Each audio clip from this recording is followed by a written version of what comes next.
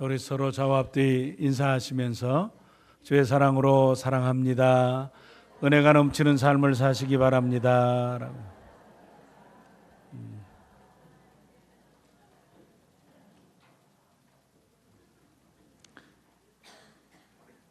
오늘 성가대 찬양을 잘 들으셨으면 그냥 뭐 제가 설교로 살짝 거두는 일이 되겠네요. 은혜들을 많이 받으셨겠네요. 연습하시면서 결국 우리 측량할 수 없는 그 은혜가 우리를 꼭 붙잡고 있느냐가 가장 소중한 신앙의 부분이 아닌가라는 생각을 해봅니다. 오늘 출애굽기 29장은 첫 번째 위임식입니다. 첫 번째 위임식. 그러니까 이 성경에서 제사장직을 이제 잘 세워서 감당하도록 하기 위해서 첫 번 임직식을 하는 내용인데, 오늘 이 말씀을 읽으면서 저는 목사로 임직받았고 또 장로님들로 임직받고 권사님들로 또 안수 집사님들로 교회 각 직분 또는 성가대, 우리에겐 전부 다 직분, 직임이 있잖아요. 그 직임을 생각하면서 과연 첫 번째 임직식에 어떤 내용들이 진행되어졌나를 한번 살피면 좋겠습니다. 어느 날 우리 노회 산하 교회 중에 임직식을 하는데, 이렇게 저도 안수위원으로 이렇게 안수를 하고 있는데 이게 막 움직이는 거예요. 밑에서 꼼지락꼼지락. 아니, 이 양반이 어떻게 된 거야? 저 임직 받을 땐 그래도 조용히 잘 받아야죠. 근데 이게 다 이 목사들이 손을 얹고 있는데 밑에서 꿈틀꿈틀거려요. 그래서 이게 저항을 하는구나. 눌러야지. 그리고 누르려고 하다가 눈을 살짝 떴어요. 그래도 한번 확인은 해야 될 거 아니야, 누르기 전에. 근데 보니까 손수건을 꺼내는 것이 손수건을 꺼내서 안수기도를 받는 동안에 조용하게 눈물을 훔치면서 그 안수의 시간을 쭉 감당을 하는 거예요. 그래서 저도 그때 정신을 바짝 차리고 이게 눌러야 될 게 아니라 같이 감동해야 될 시간이구나. 그러고 하나님, 이분이 지금 이 순간, 지금 임직받는 이 순간에 하나님 앞에 마음 먹고 있는 이 자세가 평생 갈 수 있도록 도와주십시오. 그리고 혹시 살다가 힘든 일이 있을 때 그 임직식에 자신의 하나님 앞에 드렸던 그 마음과 자세를 점검하고 다시 되돌이켜보고 곱씹어보면서 자신이 받았던 직분을 잘 감당하도록 도와주십시오 하고 저도 간절하게 기도하며 그 예식을 감당한 일이 있습니다. 아마 저희 교회도 2011년도에 임직식을 하고 이제 아직 안 했을 겁니다. 기회가 주어지면 하게 될 것인데, 임직식을 하다가 보면 본질적인 부분보다 부차적인 부분에 이렇게 관심이 갈 때가 있습니다. 그렇죠? 무슨 옷을 입을까? 권사님들은 무슨 한복으로 색깔을 뭘로 통일할까? 그 다음에 장로님들은 어떤 양복을 입고 넥타이는 무엇으로 할까? 그렇게 이렇게 막 하고, 그 다음에 밥은 뭘로 할까? 수고는 이게 어떤 걸로 할까? 폭신한 걸로 할까? 아니면 뭘로 할까?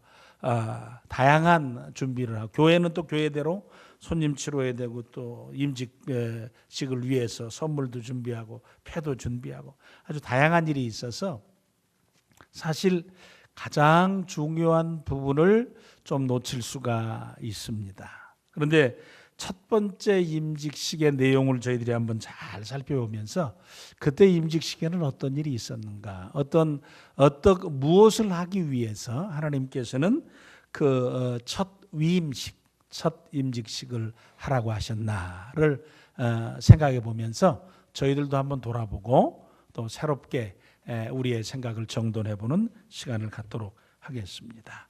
여기 첫 번째 임직식을 위해서 준비해야 될 것이 있다고 그러죠. 어린 수소 하나와 숫양 2마리, 그리고 여기에 소제를 드리기 위해서 제사를 함께 드리는 소제로 무교병과 기름 섞인 무교 과자와 기름 바른 무교 전병을 고운 가루로, 이제 이 고운 가루의 의미는 오늘 뭐 같이 생각하지 않을 거고요. 근데 고운 가루도 그냥 잘 뭉쳐질 수 있도록 부셔진 자를 이야기할 때가 참 많이 있거든요. 잘 갈려진 가루로 전병을 만들어서 준비해라라고 했습니다. 이게 뭘 위해서 필요한 거죠? 무엇을 위해서 숫양이 필요하고 숫염소가 필요하고 여기 전병들이 필요합니까? 예?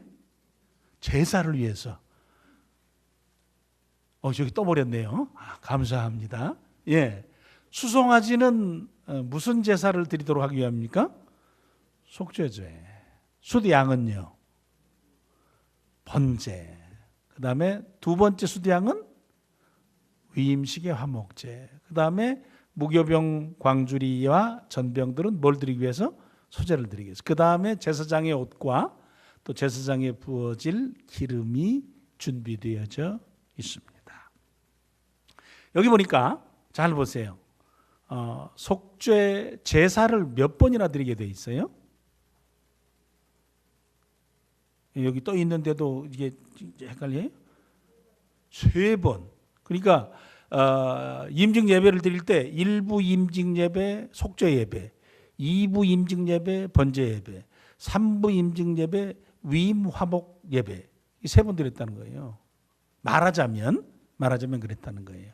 그러니까 3번의 제사를 드리면 아마 우리 식구들은 조금 거시기 할 걸요. 아니, 뭔 예배를 임직 예배를 3번이나 드리냐고 그러면서 아니 한 번만 드리면 되지. 그런데 저 3번의 제사를 드리는 과정을 통해서 하나님께서 저희들에게 하고 싶은 말씀이 있어요. 첫 번째 제사로 무슨 제사를 드리라고요? 속죄제. 속죄제를 드리기 전에 우리 제사장은 어떻게 옷 입었죠? 저렇게 옷 입었죠. 그래서 에봇과 에봇 속옷과 바지와 그 다음에 흉배와 그 다음에 판결 흉패와 그 속에 에도 이 운밈 우림과 둠밈을 넣은 것과 그 다음에 관을 쓰고 제일 끝허리에 머리 뒤에 금패를 달라고 그랬는데 금패는 뭐라고 써 있었죠? 지혜로운 사람은 주보를 살짝 빨리 보면서 지난주 설교란을 잽싸게 확인하고 제목이 뭔가를 싹 보면서 여호와께 성결인데요? 이렇게 대답할 텐데 한번 따라해 보세요. 실력이 없으면 눈치라도 있자. 잽싸게 보면서 쫙 하고 얘기를 딱 해야 돼. 여호와께 뭐라고요? 성결이라고 딱 패를 딱 붙이고서 이 옷을 갖추고 이미 몸은 목욕한 상태고요. 그 과정 가운데서 속죄의 제사를 드리도록 합니다. 속죄의 제사를 드릴 때 첫 번째 해야 될 일이 있었어요. 다음 그림으로 넘어가면 첫 번째 해야 될 것 가운데 하나가 수송아지 머리 위에 아론과 아론의 자녀들이 머리에다 딱 뭐 하도록 했어요? 안수를 하도록 했죠. 안수. 이 안수의 의미가 어떤 의미가 있습니까? 짐승에 희생되어질 짐승에 내가 안수를 한다라는 의미는 나의 모든 죄와 나의 모든 허물을 제물 가운데로 전가시키는 거예요. 전가. 그래서 나를 대신해서 누가 제물로 드려지는 겁니까? 수소가 제물로 드려지는 거예요. 그래서 자기의 죄들을 고하며 안수하여 그리고 그 짐승을 대속의 제물로 드려지는 겁니다. 그 내용을 신약 성경에서는 이렇게 설명했습니다. 히브리서 7장 27절이에요. 같이 한번 읽으실까요? 시작. 그는 저 대제사장들이 먼저 자기 죄를 위하고 다음에 백성의 죄를 위하여 날마다 제사 드리는 것과 같이 할 필요가 없으니 이는 그가 단번에 자기를 드려 이루셨음이라. 예수님과 구약의 제사장을 비교해서 설명해 준 내용이죠. 예수님은 자신이 제물이 되시고 제사장이 되셔서 단번에 십자가 위에서 우리를 위한 구속사역을 이루어 주셨다는. 그런데 대제사장들은 늘 해야 될 일 가운데 하나가 무엇이냐면 먼저 자기 죄를 위해서 제사를 지내야 된다. 그 일을 위임식의 첫 번째 과정으로 그 일을 감당하도록 하셨다라는 거예요. 제사장은 자격이 있어서 자기가 온전해서 백성의 죄를 대속할 제사를 드릴 수 있는 직임을 감당할 수 있는 자가 아니라는 겁니다. 그도 율법에 대해서 약점을 가진 제사장이었고, 그래서 늘 율법 앞에서는 흠과 점이 있는 인생이어서 먼저 제사장이 자기 자신을 위해서 제사를 드리는 후에 백성의 죄를 대속할 제사장적 직무를 감당할 수 있었다라는 거예요. 그러니까 최초의 임직식에, 최초의 위임식에 가졌던 첫 번째 가장 소중한 일은 대제사장과 아론의 자녀들이 우리가 얼마나 큰 죄인인지, 내가 얼마나 큰 죄인인지, 나는 수송아지, 제물 중에서 가장 값진 제물로 죄를 대속해도 내 죄가 다 사해지지 못할 만큼만 죄를 가지고 있는, 오로지 그 과정을 통해서 하나님이 주시는 은혜와 공률하심을 내가 받고, 그리고 대제사장 직무를 감당하면서 자신의 생각 저 깊은 것 속에서는 나는 죄인이지만 용서받은 죄인으로서 내게 주신 직무를 감당하는 것이다. 은혜가 없이 감당할 수 없고, 하나님의 공률하심이 없이 감당할 수 없고, 하나님의 지극한 사랑하심이 없이 나는 이 일을 할 수 없다라는 생각을 제사장 마음속에 깊이 새기고 그 일을 감당하라라는 겁니다. 나 같은 죄인 살리신 주님의 은혜가 참 큽니다. 아까 우리 성가대가 하나님의 그 크심, 은혜의 그 풍성하심은 무한하신 은혜를 받았는데, 우리가 그러면 어떻게 해? 그 은혜에 보답할 거라는 생각을 가지고 삶에 대해서 고백하지 않았습니까? 하나님이 내게 주신 것이 얼마나 큰가. 용서받은 죄인, 죄를 용서받은 나, 그 심정이 제사장의 제사 직무를 감당하는 것 속에 가장 기본적으로 깔려 있어야 된다라는 거예요. 36절 37절을 한번 보면은 매일 수송아지 하나를 속죄하기 위해 속죄제를 드리며 제단을 위하여 속죄하고 깨끗하게 하고 그것이 기름을 부어 거룩하게 하라. 너는 이래 동안, 며칠 동안이요? 7일 동안 제단을 위하여 속죄하고 거룩하게 하라. 지극히 거룩한 제단이 되어 제단에 접촉하는 모든 자가 거룩하게 되리라. 그렇죠? 우리 속에는 거룩함이 있을 수 없는데 속죄함의 은혜가 우리를 덮어줌으로 말미암아 내가 거룩하게 돼서 그 거룩한 나로 말미암아서 하나님의 거룩하심의 은혜 가운데 접촉이 되게 하라라는 거예요. 그러니까 직분자들, 하나님께서 몸된 교회를 위해 세운 직분자들의 마음속에 깊이 흘러야 될 것은 나를 구원하신 우리 구주 예수 그리스도의 십자가의 은혜가, 나를 살리신 십자가의 은혜가 나를 꽉 잡고 있어야 된다라는 거예요. 내가 뭐를 감당하려고 할 때 내게 가장 소중한 부분은 늘 십자가에서부터 출발해야 된다라는 거예요. 은혜 없이 주의 일을 하는 것은 주의 일을 잘못 감당하기 쉽다라는 거예요. 직임을 가진 자는 내 속에 용서받은 자의 그 큰 은혜를 가지고 주의 일을 감당해 가자라는 겁니다.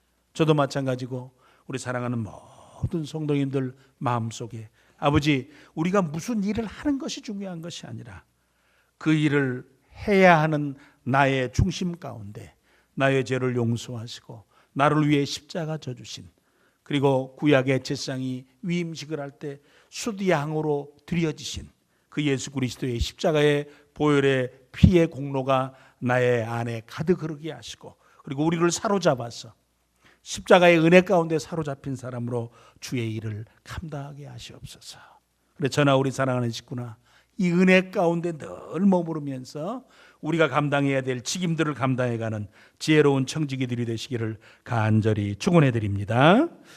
두 번째 제사는 뭐였죠? 두 번째 제사는 번제, 화제였습니다. 번제, 화제. 번제 화제인데 똑같이 짐승에 안수하는데 이번에는, 아까는 소가 아니라 이번에는 뭐예요? 네, 숫양입니다.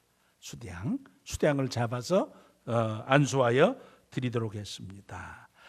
숫양을 잡아서 그 피를 제단 주변에 뿌리라고 그랬어요. 제단을 정돈하는 일이 있어. 제사장은 제단에 섬기기 때문에 제단을 늘 정결하게 관리하는 일이 필요했습니다. 그리고 각을 떠서 장기와 다리를 씻어 다 준비하고 머리까지 함께 숫양을 전부 제단에 불살라 여호와께 번제로, 번트 오퍼링, 완전히 태워서 드리는 제사로 드리라. 즉 하나도 남김없이 다 태워서 드리라라는, 하나님이 기뻐 받으실 냄새로 흠향하도록 드려지라라는 겁니다. 제단을 정결케 함이 두 번째 중요한 요소로 작용했습니다. 먼저는 제사장이 정결케 되는 일과 두 번째는 제단을 정결하게 하는 모습이 필요했고요. 그 다음에 그 제단을 정결하게 해가는 과정 가운데서 그 일을 감당하는 제사장이 어떤 자세로 감당해야 되냐, 몽땅 태워서, 전부 태워서 남김없이 다 드리는 귀한 모습 가운데서 그 일을 감당해 가라라는 겁니다. 제사장들은 제사를 위해서 온전히 헌신된 자로 자신의 삶을 살아가야 한다라는 겁니다. 오늘 이 제사장, 왕같은 제사장으로 우리를 부르신, 그리스도의 은혜 안에서 왕같은 제사장이 되게 하신 예수님께서도 우리를 향해서 그런 똑같지는 않지만 신앙적 자세, 성도의 삶을 감당해 갈 때 어떻게 해야 되느냐라는 문제를 놓고 우리에게 말씀해 주시면서 누가복음 10장 27절에 이렇게 말씀하셨습니다. 같이 한번 읽으실까요? 시작. 대답하여 이르시되 내 마음을 다하며 목숨을 다하며 힘을 다하며 뜻을 다하며 주 너희 하나님을 사랑하고 또한 내 이웃을 내 자신같이 사랑하라 하셨나이다. 아멘. 뭘 다하라고요? 마음을 다하고, 그 다음에 마음 뒤에는 또 뭐도 나와요? 목숨을 다하고, 그 다음에 뭘 다하고요? 힘을 다하고, 그 다음에 뭘 다하고요? 뜻을 다하여 주 너희 하나님을 뭐라고요? 사랑하라. 그러니까 너 전체를 다해서 주님을 사랑하라라는 말이에요. 마치 번트 오퍼링, 즉 번제는 남김없이 다 드리는 거예요. 제물을 하나도 재만 남도록 전부 다 태워서 향기로운 제물로 하나님께 올려 드리는 거죠. 온전히 받아주시옵소서라는 거예요. 사실 성도의 삶을 살아가는 과정 가운데서 우리에게 소중한 모습이 있다면, 우리가 가져야 될 소중한 자세가 있다면, 우리에게 믿음의 삶을 살아가는 과정 가운데, 또 우리가 우리의 직분을 감당하는가, 또 우리가 예배자로 우리의 삶을 살아가는 과정 가운데 아버지 하나님, 우리가 진심과 전심으로 하나님을 찾고 구하고 예배하고 주 앞에 간절하게 나오고 있느냐라는 문제입니다. 흔히 이런 얘기를 합니다. 인생을 살면서 그냥 막 장난치면서 직장생활하는 사람은 없습니다. 직장생활하는 과정 가운데서 어떤 때는 정말 목숨을 내놓고 사느냐 죽느냐의 문제를 놓고 경쟁하기도 하고 막 투쟁적으로 우리가 살아야 하는 시대가 됐지 않습니까? 옛날 어른들 자식들 입에 따뜻한 음식을 좀 더 많이 넣어주기 위해서 얼마나 많이 수고했는지 저도 저희 부모님들을 보면 알 수가 있습니다. 정말 수고해야 우리의 자녀들이 먹을 수 있었고, 오늘도 희생적으로 살아야 가족들을 다 봉양하고 양육할 수가 있습니다. 이 세상을 사는 것조차 저희들에게 참 마음과 생각과 힘과 목숨이 안 걸린 일이 없습니다. 마치 그와 같이 신앙의 삶을 살아가면서도 우리에게 하나님께서 우리가 어떤 자세로 살기를 원하느냐를 말씀하실 때, 네가 정말 네 마음과 네 목숨과 네 힘과 뜻을 다해서 나를 향하고 있느냐라는 거예요. 특별히 최초의 위임식에 있어서 두 번째 하나님께서 아론과 아론의 자녀들의 가정에 주는 메시지는, 너희는 앞으로 너희의 평생의 삶을 살면서 나만 바라보아라, 나만 위하거라, 나를 섬기거라 라는 거예요. 다른 것이 너희의 주인이 될 수 없고, 다른 것이 너희의 목적이 될 수 없고, 내가 주인이고 내가 목적이 되는 삶을 살아가라. 평생토록 이 제사 드림에 너희의 전 인생을 걸고 나를 섬겨가라 라고 말씀하셨습니다. 오늘 저와 우리 사랑하는 식구들에게 이 메시지를 똑같이 주신다면, 신앙의 삶과 예배자의 삶을 살아가기 위해서 너의 마음을 걸어라, 너의 뜻을 걸어라, 너의 생각을 걸어라, 너의 힘을 걸어라, 너의 목숨으로 예배를 붙잡아라 라고 하시는 말씀과 똑같이 해석할 수가 있겠습니다. 저와 우리 사랑하는 식구들이 아버지 하나님 저희들을 불러주셨는데, 은혜 가운데 우리가 있게 하셨는데, 우리를 살려주셨는데, 세상 살아가는 날 동안 우리의 생각에 가장 우선순위에, 내 생에 가장 중요한 일로, 내 삶을 살아가는 동안에 가장 소중한 것으로 하나님을 향한 예배자의 삶이 드려지게 하시고, 내가 하나님을 사랑함과 그 사랑하는 삶을 살아가는 일에 내 마음이 드려질 수 있도록 하나님 도와주시옵소서. 성도는 평생토록 주의를 지키며 예배드리며 하나님께 사랑을 고백하며 그 하나님의 사랑을 받으며 믿음의 삶을 살기로 하나님과 약속한 자임을 인식하면서 믿음의 삶을 풍성하게 살아가시는 저 우리 사랑하는 식구들이 되시기를 간절히 축원해 드립니다.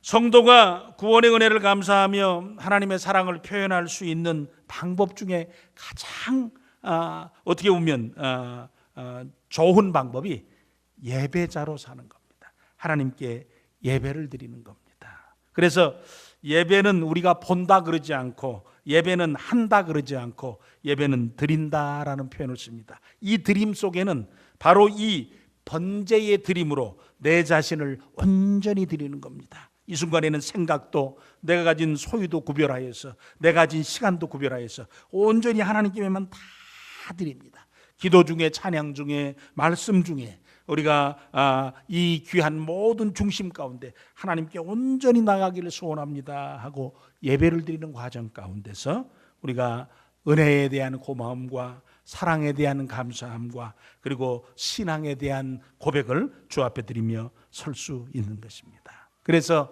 저와 우리 사랑하는 식구들이 이 땅의 삶을 살면서 예배를 범패스럽게 여기지 않고, 예배를 귀찮게 여기지 않고, 예배를 감사히 여기며 예배할 수 있는 상황이 내게 가장 복스러운 상태로 내게 주어지고, 내가 예배를 위해서 내 삶이나 내 생이나 내 생활이나 내 삶이나 건강이나 모든 것들이 하나님의 간섭하신 가운데 참 복스럽게 예배할 수 있는 나로 세워지도록 하나님 앞에 구하면서 참 신실한 예배자로 세워져 살아가며 예배하는 자가 받는 분복과 축복을 충만하게 누리는 저와 우리 사랑하는 식구들 되시기를 다시 한번 간절히 축원해 드립니다. 세 번째 수양은 잡아요. 세 번째 수양은 무슨 수양이라고 그랬죠? 첫 번째 그림 딱 처음 나올 때 첫 번째, 두 번째, 세 번째 위임식 수양이다 그랬습니다. 아론과 아들들이 똑같이 그 머리에 안수를 합니다. 그런데 이번에는 짐승을 잡아서 그 피를 오른 깃뿌리와 오른 엄지손가락과 오른 발에 바르라 그랬습니다. 그리고 옷에 뿌리고 관유를 그 옷에 부어라 그랬습니다. 제사장의 귀가 중요합니다. 제사장의 귀는 하나님의 말씀을 들어야 됩니다. 제사장의 손과 발은 하나님의 말씀을 듣고 순종하며 섬겨가야 됩니다. 귀는 듣는데 신속하고 손과 발은 말씀을 순종하는데 신속해서 하나님께 충성되고 신실한 일꾼으로 살라라는 것이 포함되어져 있습니다. 그런데 위임식 수량의 드림에 있어서는 다른 두 제사하고 조금 다른 부분이 있었습니다. 여기서는 여호와 앞에 흔들어 드리는 요제가 있었어요. 여호와 앞에 흔들어 드리는 요제가 있었습니다. 하나님 앞에 드릴 제물을 흔들어서 요제로 드리는 귀한 일이 있었는데, 요제를 드린 부분은 가슴과 넓적다리입니다. 그리고 그 요제를 드리고 난 후에는 그 요제의 제물을 아론의 자손들에게 주었습니다. 여러분, 고기 부위 중에 어느 부위가 제일 맛있으십니까? 갈비? 아니면 뒷다리? 어디가 제일 맛있어요? 안창살? 안심. 예, 안심은 안심하고 들라고 안심이랍니다. 그런 건 아니고요. 예, 고기 중에, 제물 중에 다양한 부분이 있잖아요. 제사한테 야, 너 머리 먹어라. 근데 그러지 않고 어디를 주셨다고요? 여기에 가슴과 넓적다리를 주셨습니다. 얼마나 감사한지 모릅니다. 야, 너 창자만 먹어라. 그랬으면 완전히 우리는 곱창 전골만 먹고 살아야 되지 않습니까? 그런데 이렇게 좋은 부분을 주셨습니다. 이 부분에서 우리에게 주시는 하나지 세 번째 메시지는, 네가 내 말을 듣고 충성스럽게 내가 너에게 지시한 제사장의 직분을 잘 감당하면 나는 너에게 필요한 필요를 채우겠다라는 거예요. 좋은 곳으로 채워주겠다라는 겁니다. 참 하나님께서 은밀한 조건을 제사자들이 다 인식하지 못할 때에 제사 속에 포함시켜서 네가 내 말을 듣고 충성스럽게 너의 직분을 감당하면 내가 너의 필요한 것을 채워주마라는 메시지를 넣어서 세 번째 위임식 화제를 드리도록 하셨습니다. 여기는 제사장의 소득에 대한 문제에 대한 얘기를 하는 것은 아니라고 생각합니다.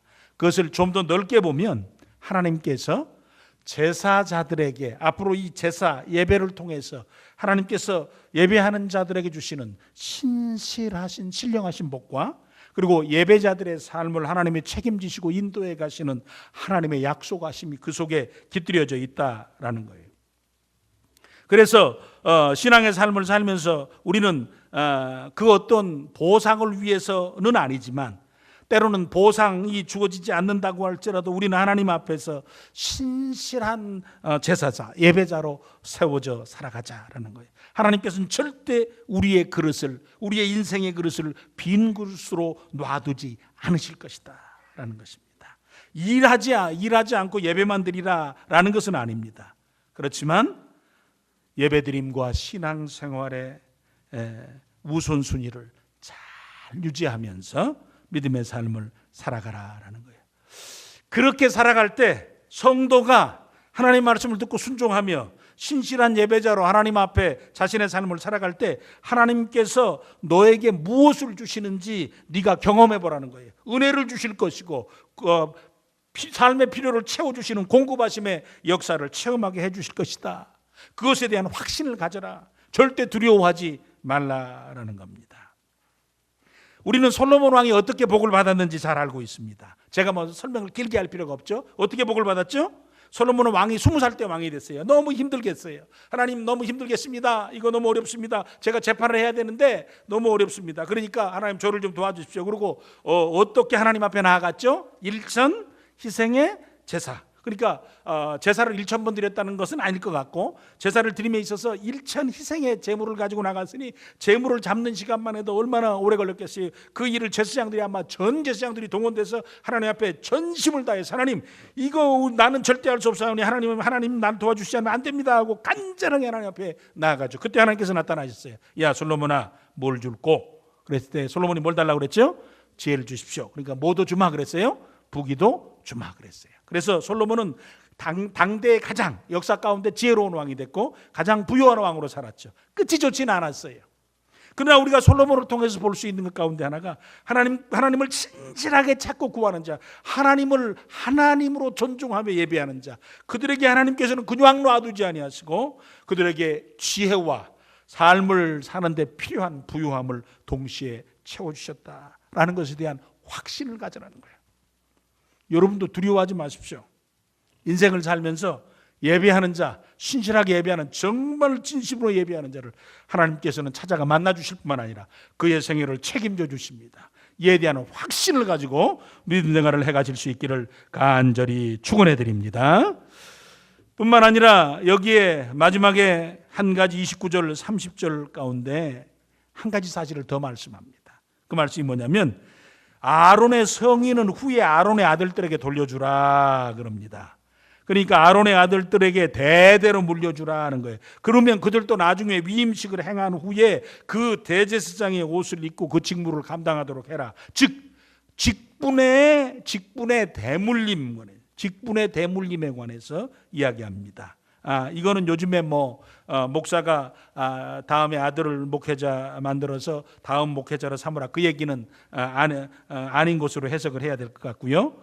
여기에 신앙의 전수함, 또 직위의 전수함이 얼마나 소중한가.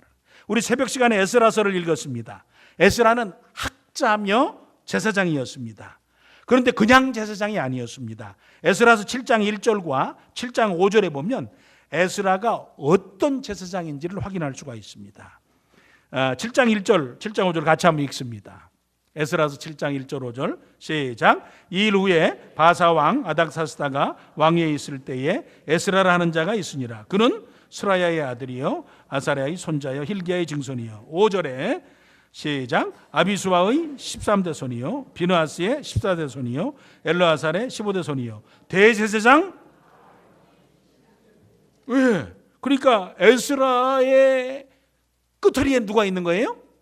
아론이 있는 거예요. 아론. 그러니까 아론의 후손 가운데서 정말 좋은 신학자요 제사장인 에스라가 딱 나왔어요. 근데 에스라는 어느 시대의 사람입니까? 망한 시대의 사람입니다. 나라가 망해버렸어요. 나라가 망해버려서 포로에 삽니다. 아마 포로지에서 컸을 것 같습니다. 포로지에서 믿음을 양육받고 그리고 네가 누구라는 사실들을 인식받으면서 살았을 겁니다. 그리고 나중에 2차 포로기한 때 바벨론에서 돌아옵니다. 돌아와서 세워진 성전에 믿음의 역사를 일으키고 영적 부흥의 역사를 일으켜서 하나님의 은혜의 역사를 세워가는 귀한 일을 감당합니다. 나라가 망해도 믿음은 망하지 말아야 된다는 얘기예요. 역사적 현실 가운데 내게 정말 망하는 고통이 있어도 믿음의 역사를 대물림해 주라. 이게 굉장히 어렵죠.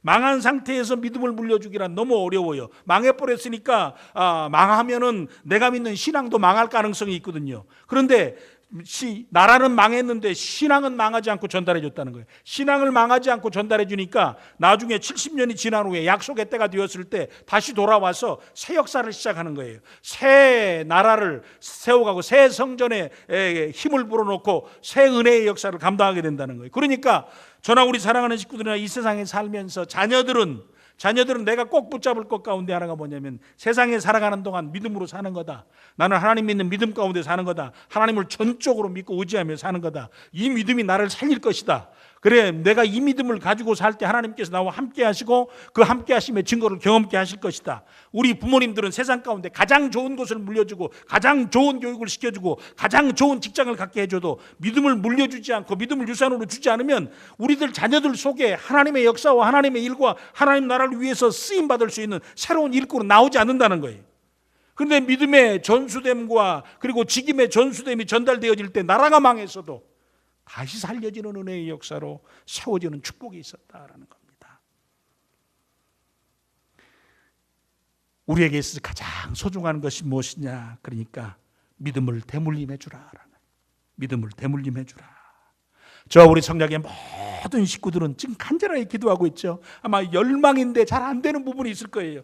잘 안 되는 부분도 있었어요. 아론도 잘 안 됐어요. 엘리 제사장 가문도 잘 안 됐어요. 안 되는 부분이 있다는 걸 우리가 인정하면서도 우리의 추구함은 아버지 하나님, 이 안 되는 부분이 있어도 때로는 내가 못해도 우리 전부가 이 일에 관심을 갖게 하시고 이 과정 가운데서 하나님의 놀라운 믿음의 역사가 있게 하시옵소서. 그러나 안 된다고 우리가 포기하지 말고 끝까지 노력해서 아버지 하나님 믿음의 귀한 대물림의 귀한 역사를 허락해 감당하게 하시고 또 하나님이 그 일을 허락해 주셔서 그 일이 풍성한 열매를 맺도록 도와주시옵소서. 그래서 저와 우리 성략교회 모든 식구의 가정 가운데서는 믿음의 대물림이 끊김이 없이 불의원석선이 없이 연속적으로 이어지고 그 과정 가운데서 하나님께서 필요한 때에 크게 쓰실 믿음의 역사를 감당할 믿음의 후손들이 주렁주렁 나타나는 귀한 역사가 저와 우리 사랑하는 식구들의 복이 되기를 간절히 축원해 드립니다.